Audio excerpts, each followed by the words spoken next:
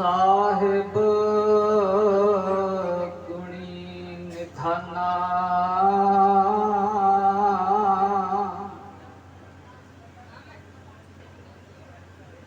ਤੁਮਰੀ ਮਹਿਮਾ ਬਰਨ ਨਾ ਸਕੋ। ਤੂੰ ਠਾਕੁਰ ਊਚ ਭਗਵਾਨਾ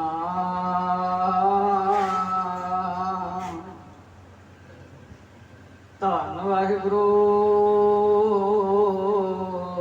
ਸਾਹਿਬ ਜੀ।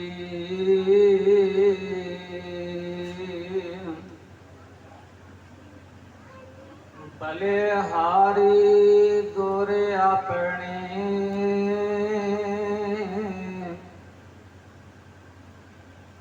ਤਿਉਹਾੜੀ ਸਾਧਵਾਰ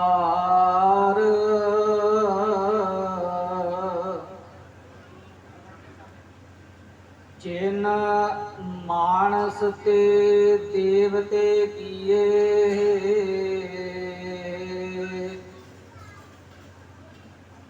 ਕਰਤ ਨਾ ਲਾਗੇ ਵਾਰ।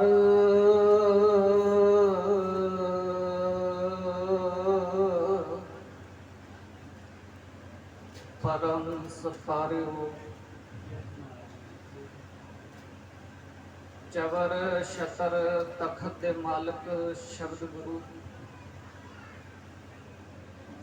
ਧੰਨ ਧੰਨ ਸਾਹਿਬ ਸਤਿਗੁਰੂ ਗੁਰੂ ਗ੍ਰੰਥ ਸਾਹਿਬ ਪਾਤਸ਼ਾਹ ਮਹਾਰਾਜ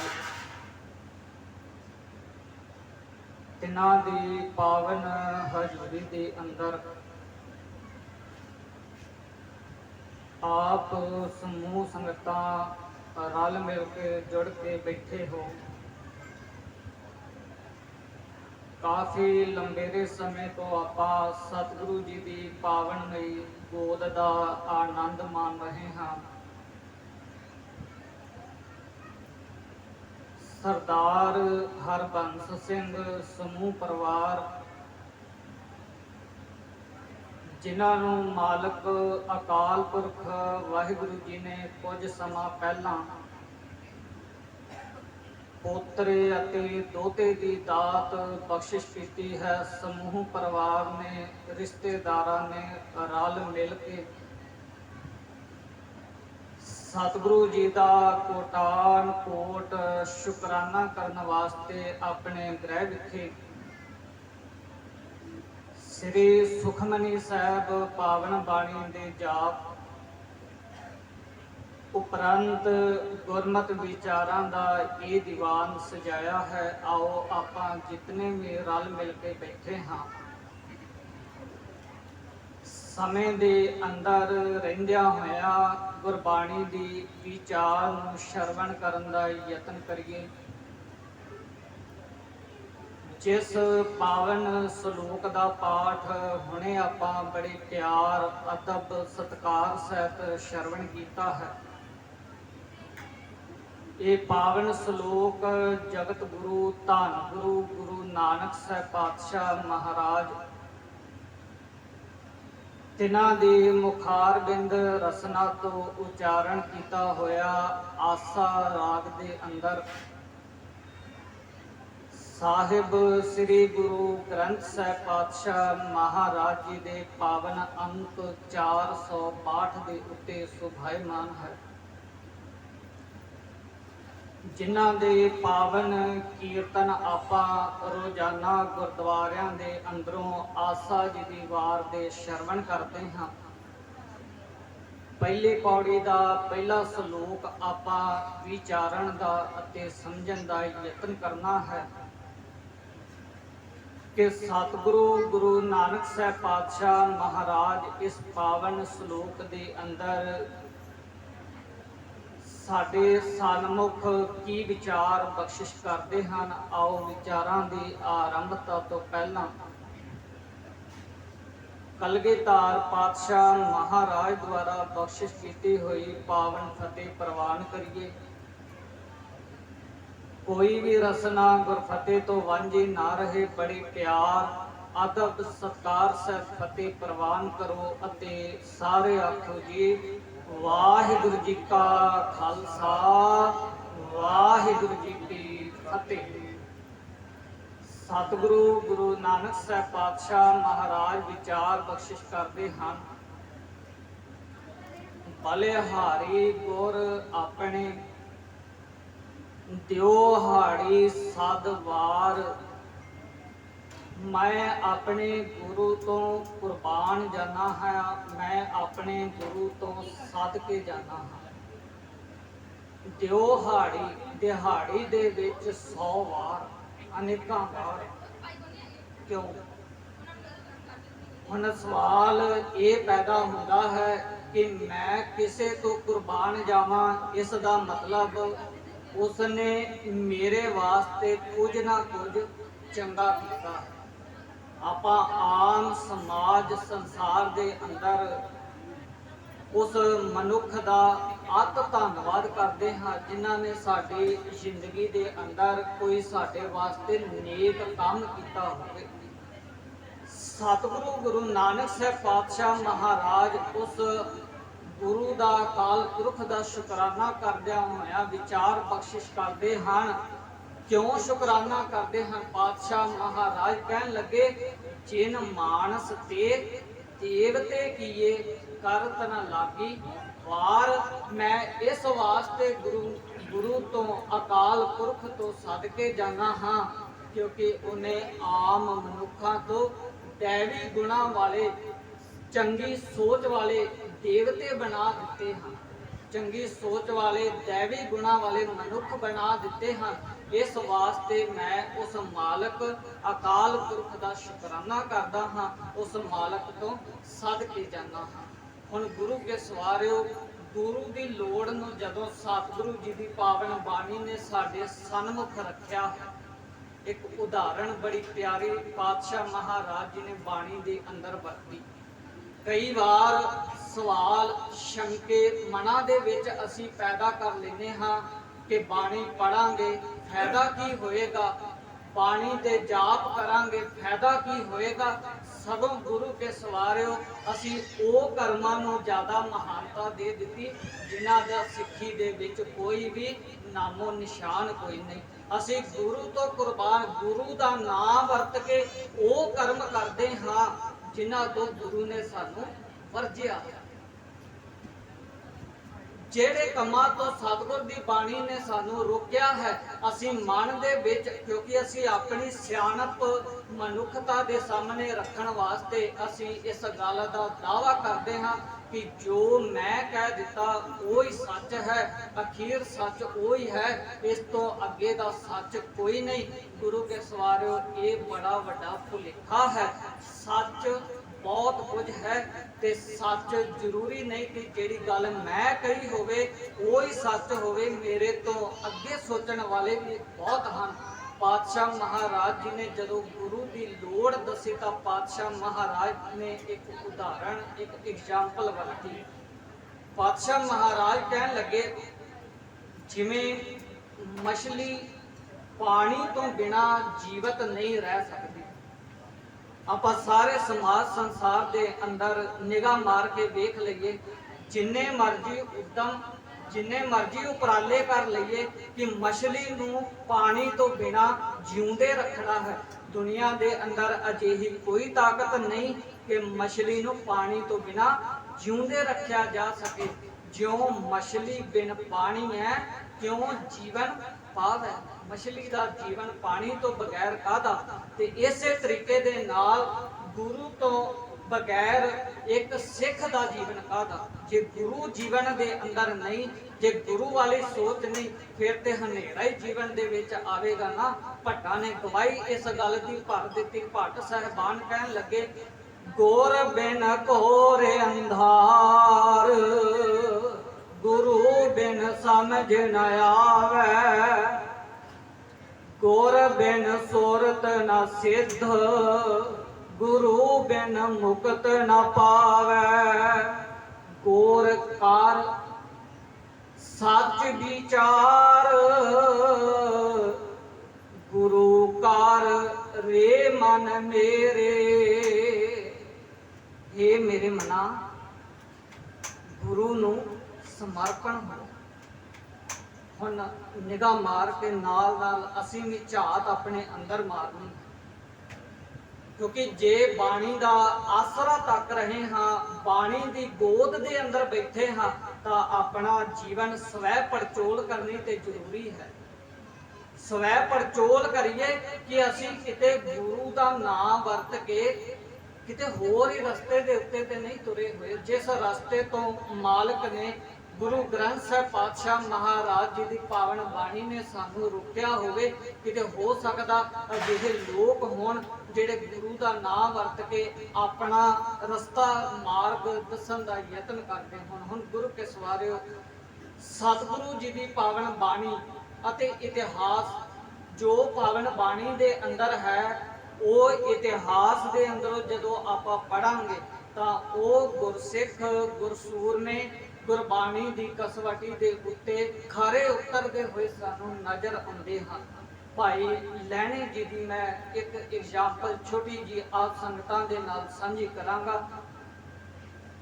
1532 ਦੇ ਵਿੱਚ ਜਿਸ ਸਮੇਂ ਗੁਰੂ ਨਾਨਕ ਸਾਹਿਬ ਪਾਤਸ਼ਾਹ ਮਹਾਰਾਜ ਜੀ ਦੀ ਸ਼ਰਨ ਦੇ ਵਿੱਚ ਆਉਂਦੇ ਹਨ, ਸੰਖੇਪ ਵਿਚਾਰਾ ਰੱਖਾਂਗਾ। ਇਸ ਤੋਂ ਪਹਿਲਾਂ ਉਹਨਾਂ ਦਾ ਜੀਵਨ ਕੀ ਸੀ?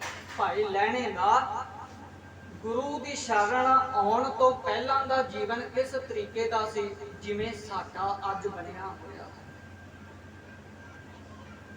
ਭਾਈ ਲਹਿਣੇ ਦਾ ਜੀਵਨ ਇਸ ਤਰੀਕੇ ਦਾ ਸੀ, ਉਹਨਾਂ ਦੇ ਮਾਤਾ ਪਿਤਾ ਪੰਡਤਾਂ ਦੇ ਕੋਲ ਜਾਂਦੇ ਸਨ, ਹਵਨ ਕਰਾਉਂਦੇ ਸਨ, ਮੂਰਤੀਆਂ ਨੂੰ ਮੱਥਾ ਟੇਕਦੇ ਸਨ, ਫੋਟੋਆਂ ਦੇ ਅੱਗੇ ਮੱਥਾ ਟੇਕਦੇ ਸਨ। ਸਮਾਂ ਬਤੀਤ ਹੁੰਦਾ ਗਿਆ। ਭਾਈ ਲਹਿਣੇ ਦੇ ਮਾਤਾ ਪਿਤਾ ਇਸ ਸੰਸਾਰ ਤੋਂ ਅਕਾਲ ਚਲਾਣਾ ਕਰ ਜਾਂਦੇ ਹਨ। 1532 ਤੱਕ ਦੇ ਵਿੱਚ ਅਨੇਕਾਂ ਪ੍ਰੀਖਿਆਵਾਂ ਭਾਈ ਲਹਿਣੇ ਦੀਆਂ ਗੁਰੂ ਨਾਨਕ ਸਾਹਿਬ ਪਾਤਸ਼ਾਹ ਮਹਾਰਾਜ ਜੀ ਦੇ ਇਮਤਿਹਾਨ ਦੇ ਵਿੱਚ ਹੋਈਆਂ ਹਨ। ਗੁਰੂ ਨਾਨਕ ਸਾਹਿਬ ਪਾਤਸ਼ਾਹ ਮਹਾਰਾਜ ਜੀ ਦੇ ਸਮੇਂ ਦੌਰਾਨ ਭਾਈ ਲਹਿਣੇ ਦੀਆਂ ਅਨੇਕਾਂ ਪ੍ਰੀਖਿਆਵਾਂ ਹੋਈਆਂ ਹਨ। ਜਿਵੇਂ ਸਕੂਲ ਕਾਲਜਾਂ ਦੇ ਵਿੱਚ ਵਿਦਿਆਰਥੀ ਨੂੰ ਪਾਸ ਕਰਨ ਦੇ ਵਾਸਤੇ ਉਸ ਦੇ ਪੇਪਰ ਟੈਸਟ ਵੱਖੋ ਵੱਖਰੇ ਤਰੀਕੇ ਦੇ ਨਾਲ ਲਏ ਜਾਂਦੇ ਹਨ। ਇਸੇ ਤਰੀਕੇ ਦੇ ਨਾਲ ਉਸ ਤੋਂ ਬਾਅਦ ਦੀ ਜ਼ਿੰਮੇਵਾਰੀ ਜਦੋਂ ਮਾਤਾ ਪਿਤਾ ਚੜ੍ਹਾਈ ਕਰ ਜਾਂਦੇ ਹਨ, ਉਸ ਤੋਂ ਬਾਅਦ ਇਹ ਡਿਊਟੀ ਜਿਹੜੀ ਹੈ ਇਹ ਭਾਈ ਲਹਿਣੇ ਦੀ ਲੱਗ ਜਾਂਦੀ ਹੈ। ਸਾਰੇ ਨਗਰ ਦੇ ਵਿੱਚੋਂ ਲੋਕਾਂ ਨੂੰ ਇਕੱਠਾ ਕਰਨਾ, ਸੱਦਾ ਦੇਣਾ ਤੇ ਇੱਕ ਦਿਨ ਮਿੱਥ ਕੇ ਉਸ ਜਗ੍ਹਾ ਦੇ ਉੱਤੇ ਜਾਣਾ ਜਿੱਥੇ ਮੂਰਤੀਆਂ ਦੇ ਇਸ਼ਨਾਨ, ਮੂਰਤੀਆਂ ਦੇ ਹਵਨ, ਮੂਰਤੀਆਂ ਦੇ ਅੱਗੇ ਮੱਥੇ ਟੇਕਣੇ, ਅਜਿਹੇ ਕਰਮ ਜਿਹੜੇ ਸਨ ਉਹ ਕੀਤੇ ਜਾਂਦੇ ਹਨ। ਜਦੋਂ ਗੁਰੂ ਨਾਨਕ ਸਾਹਿਬ ਪਾਤਸ਼ਾਹ ਮਹਾਰਾਜ ਜੀ ਦੀ ਸ਼ਰਨ ਦੇ ਵਿੱਚ ਆਉਂਦੇ ਹਨ, ਉਸ ਤੋਂ ਬਾਅਦ ਇਹ ਸਾਰੇ ਕਰਮ ਛੱਡ ਦਿੰਦੇ ਹਨ, ਕਿਉਂਕਿ ਉਹ ਗੁਰੂ ਨਾਨਕ ਸਾਹਿਬ ਜੀ ਦਾ ਅੰਗ ਗੁਰੂ ਅੰਗਦ ਬਣ ਗਿਆ।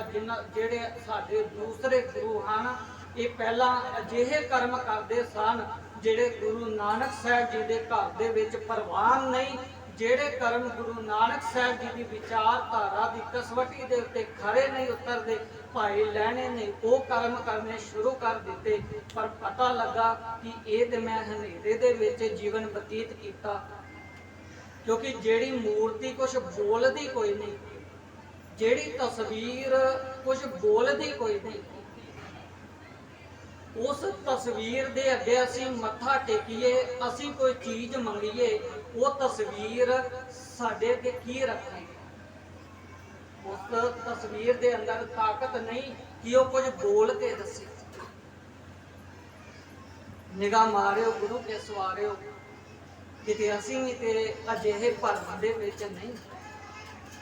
ਤੁਹਾਡੇ ਗੁਰਦੁਆਰਿਆਂ ਦੇ ਅੰਦਰ ਲੱਗੀਆਂ ਹੋਈਆਂ ਤਸਵੀਰਾਂ ਜਿਨ੍ਹਾਂ ਦਾ ਨਾਮ ਗੁਰੂ ਨਾਨਕ ਵਰਤਿਆ ਜਾਂਦਾ ਹੈ, ਮੈਂ ਆਪ ਸੰਗਤਾਂ ਨੂੰ ਬੇਨਤੀ ਕਰਾਂਗਾ, ਇਹ ਗੁਰੂ ਨਾਨਕ ਸਾਹਿਬ ਜੀ ਦੀਆਂ ਤਸਵੀਰਾਂ ਨਹੀਂ। ਗੁਰੂ ਨਾਨਕ ਸਾਹਿਬ ਜੀ ਦੀ ਤਸਵੀਰ ਤੇ ਉਹ ਹੋਏਗੀ ਜਿਹੜੀ ਜਪਜੀ ਦੀ ਵਿਚਾਰ ਦੇ ਉੱਤੇ ਖਰੀ ਉਤਰਦੀ ਹੋਏਗੀ, ਜਿਹੜੀ ਗੁਰਬਾਣੀ ਦੀ ਕਸਵੱਟੀ ਦੇ ਉੱਤੇ ਖਰੀ ਉਤਰਦੀ ਹੋਏਗੀ। ਕਿਉਂਕਿ ਤੁਸੀਂ ਆਮ ਮੇਰੇ ਤੋਂ वडेरी उम्र दे बैठे हो, सोच के समझ के बैठे हो कि गुरु नानक साहब पातशाह महाराज बाणी दे अंदर कुछ होर लिख के ते आप अपने जीवन दे अंदर होर कर्म करते होंगे। सवाल ही पैदा कोई नहीं होता कि गुरु नानक साहब ने सिखां नूं हुक्म होर दिता होवे ते आप अपना जीवन किसी होर तरीके दे नाल बतीत कीता होवे। असीं प्रवान कर लिया, साडे गुरुद्वारियां तो लैके साडियां कारां जीपां ट्रैक्टर घर सारी जगह दे उत्ते ये मनोकल्पित तस्वीर लगी हुई नजर आती है, क्योंकि धूफ बत्ती करनी सौखी है, गुरबाणी पढ़नी औखी, पर है इदा नहीं। गुरबाणी औखी थोड़ी, ये भरम पैदा किया गया कि बाणी पढ़ांगे, पढ़दिया एक अखर भी गलत हो गया तो पाप लगेगा।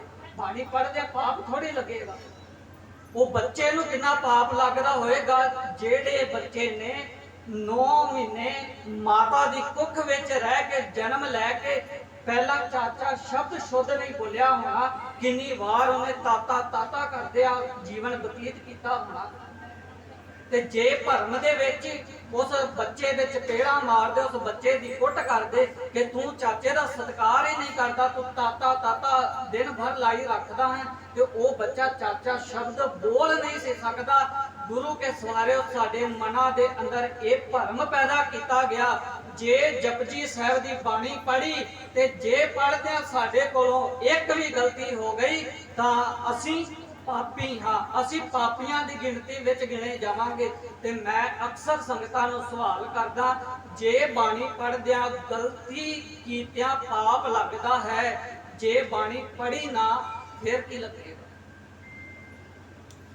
वो ते चलो मान लो एक गलती होएगी, 2 गलतियां हो जाणगियां, ते जे पढ़ी ना फिर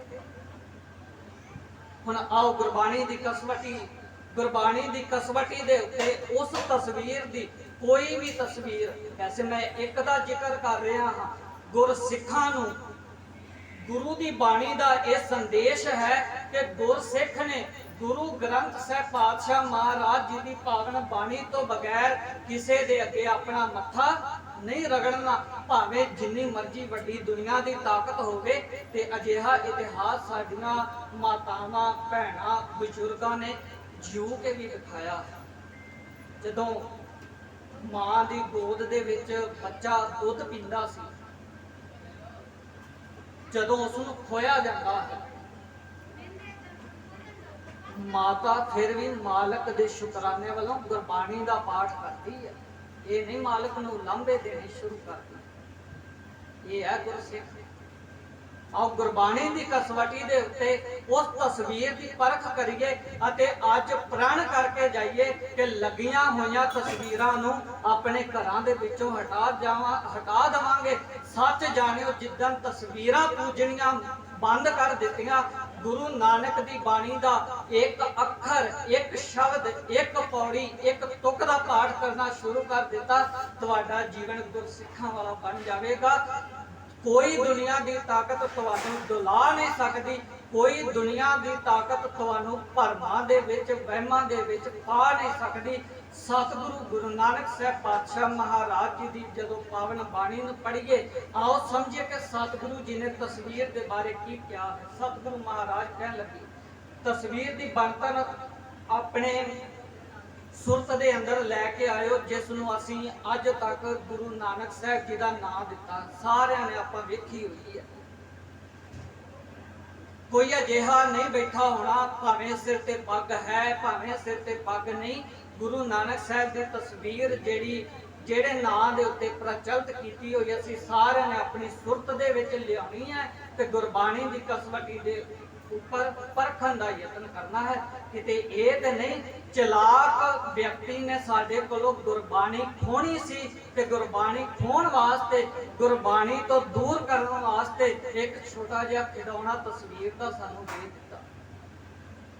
परख करके देखिए सतगुरु महाराज जी की पावन बाणी दे बोल। सतगुरु महाराज कहन लगे गली जिना जप मालियां ਜਿਨ੍ਹਾਂ ਦੇ ਗਲਾਂ ਦੇ ਵਿੱਚ ਮਾਲਾਵਾਂ ਪਾਈਆਂ ਹੋਈਆਂ ਨੇ। ਗਲੀ ਜਿਨਾ ਜਪ ਮਾਲੀਆਂ ਲੋਟੇ ਹੱਥ ਨਿਭਾਗ, ਜਿਨ੍ਹਾਂ ਨੂੰ ਪਾਣੀ ਹੁੰਦੀ ਨਾਲ ਨਾਲ ਪੜੋ। ਗਲੀ ਜਿਨਾ ਜਪ ਮਾਲੀਆਂ ਲੋਟੇ ਹੱਥ, ਓਏ ਹਰ ਕੇ ਸੰਤ ਨਾ ਆਖੀਐ ਬਾਨਾਰਸ ਕੇ।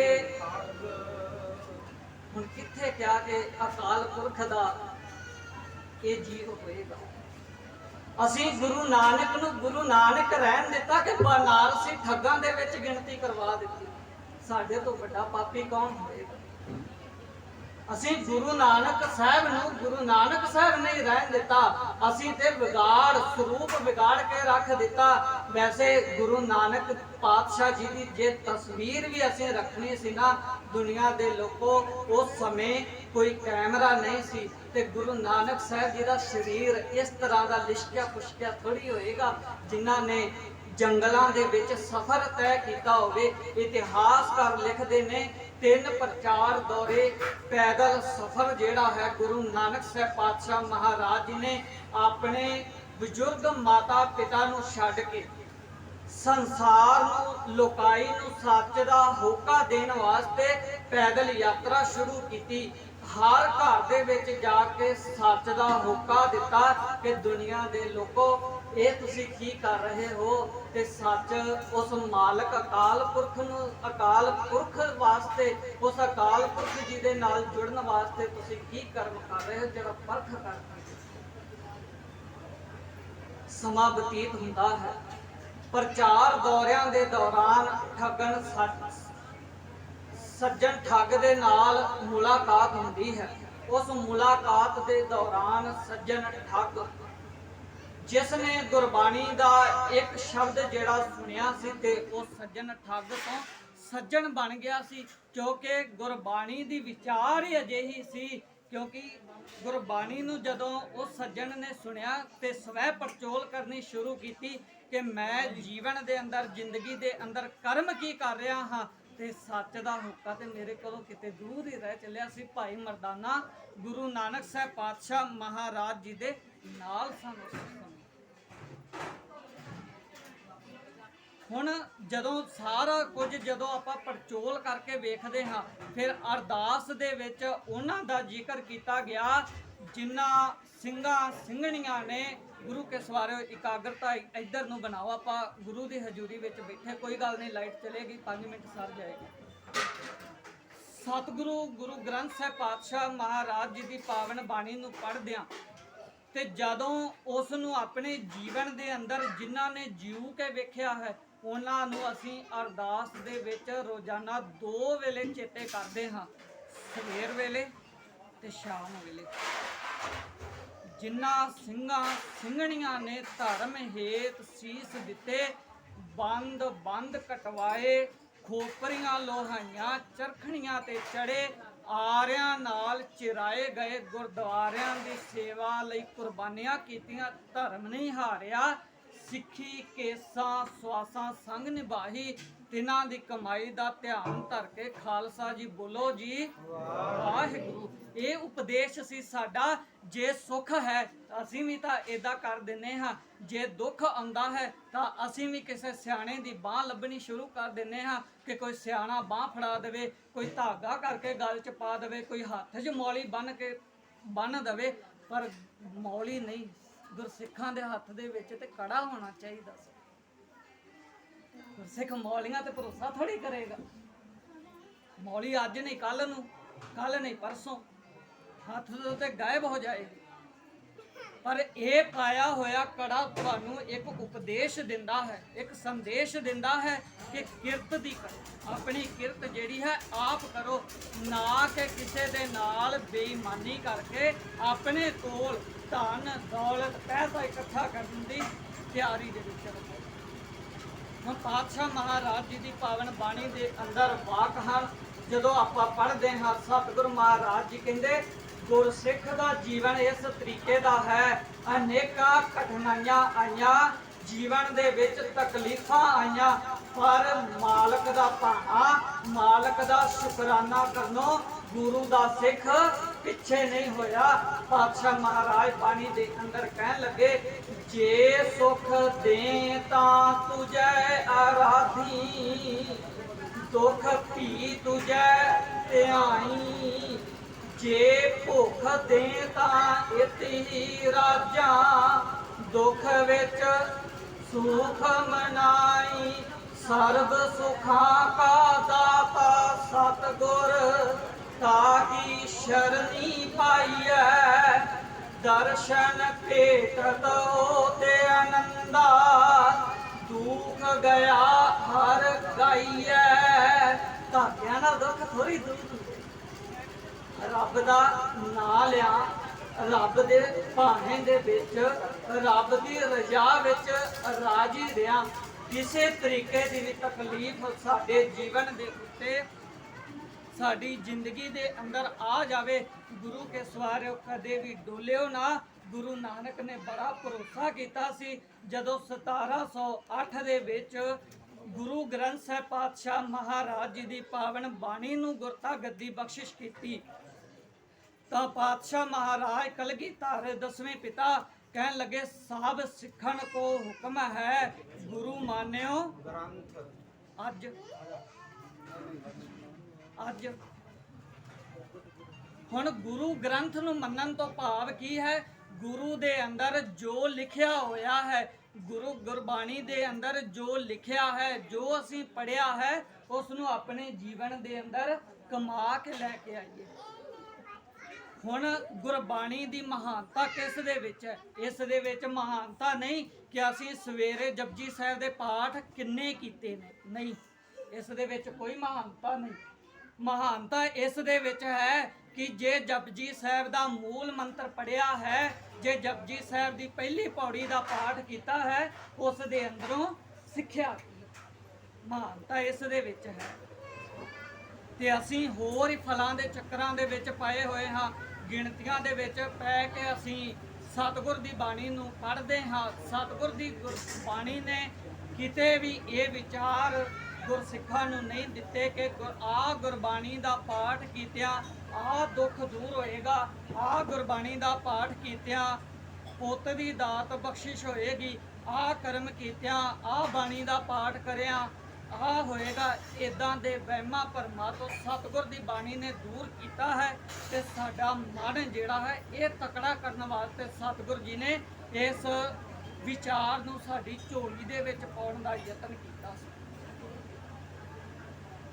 ते असीं सतगुर जी की झोली दे विचों विचारां नूं ग्रहण करना सी, पर असीं सतगुर जी की बाणी दा नाम लैके वो कर्म करते नजर आने हाँ जिन्हां तों सतगुर की बाणी ने वरजिया है।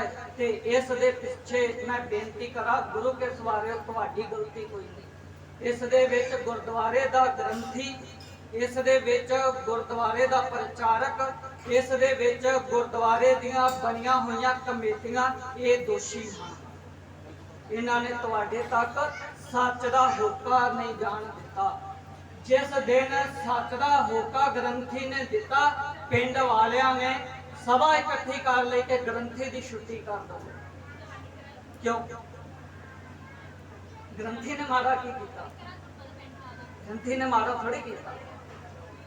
ग्रंथी उदों सच दा ग्रंथी है जदों वो गुरबाणी दी सही विचार ते गुरबाणी दी सही विचार दे नाल नाल गुरबाणी दी जो मर्यादा है वो साडे तक अपनाए। नहीं तो मेरे वर्गे कई बने हुए तुरे फिरते बन जाणगे ग्रंथी। ग्रंथी बनना औखा थोड़ी है, पाठ करना औखा थोड़ी है। पाठ ते हर कोई कर लवेगा, पर पाठ दी मर्यादा जो श्री अकाल तख्त वालों पंथ प्रवानित सिख रहत मर्यादा। जे असीं मर्यादा दे विशा नहीं कि आपां मर्यादा दा विशा हुण छेड़ के बैठ जाइए। मर्यादा दे विच ओ मर्यादा प्रवानित कीती जावेगी जेड़ी अकाल तख्त वालों सिख रहत मर्यादा प्रचलित है, जेड़ी श्रोमणी कमेटी दे द्वारा छापी जाती है ते जेड़ी भेटा रहत गुरुद्वारियां दे अंदर आम घरां तक पहुंचाई जाती है। उस मर्यादा के उत्ते असीं पहरा देना। ते जदों असीं वक्खो वखरे तरीके दे नाल सोचांगे तां गुरु के सवारियो फिर असीं सतगुर जी की बाणी तो कोहां दूर ही रवांगे, गिणतियां मिणतियां दे चक्करां विच पवांगे, फिर सतगुर जी दे उपदेश तो असीं किते दूर ही नज़र आवांगे। तां ही ते साडा जीवन गुरबाणी वाला बनदा नहीं। हुण सतगुर ने किन्ना सौखा शब्द लिखिया सी साडे वास्ते, सर्ब सुखां का दाता सतगुर, ताकि शरणी पाइय दर्शन भेटत होत आनंदा, दुख गया हर गइय। हुण व्याख्या बड़ी सौखी है कि सारे सुखां का दाता वो अकाल पुरख महाराज आप है। उसकी रजा दे विच ही सुख आवेगा ते उसकी रजा दे विच ही दुख आवेगा, पर असीं राजी दोनों अवस्थावां दे विच रहना है। असीं फिर जदों सुख की गल आई असीं भटकना शुरू कर दिता कि फलाने की चौंकी ते जावांगे सुख आवेगा, फलाने दे हवन करके आवांगे सुख आवेगा। सतगुर महाराज कहन लगे नहीं, इदां दा चानन ते तेरे जीवन दे अंदर इस तरीके दे नाल है, जे 100 चंदा उगमै सूरज चढ़े हजार, इत्थे चानन हुंदियां गुर बिन घोर अंधार। गुरु तो बगैर जे गुरु दे लड़ नहीं लगे तां दुनिया दे उत्ते कोई भी मनुख नहीं है कि साडे जीवन दे अंदरों हनेरा जिहड़ा विचारां दा, वहमां भरमां दा, पाखंडां दा, कर्मकांडां दा बनिया होया है वो दूर हो जाए। वो दूर करने वास्ते सानू गुरु ग्रंथ साहिब पातशाह महाराज जी की बाणी दे लड़ लगना पवेगा। एक बार लड़ गुरबाणी का फड़ना ही पवेगा, तां ही साडा सरबत दा भला होवेगा।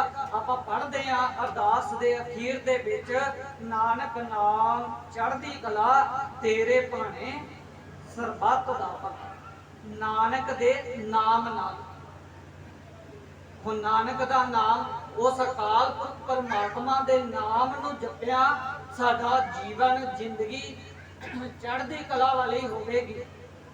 तो उस दे नाल नाल असीं सरबत दे भले वाले कारज भी करने शुरू करने हां।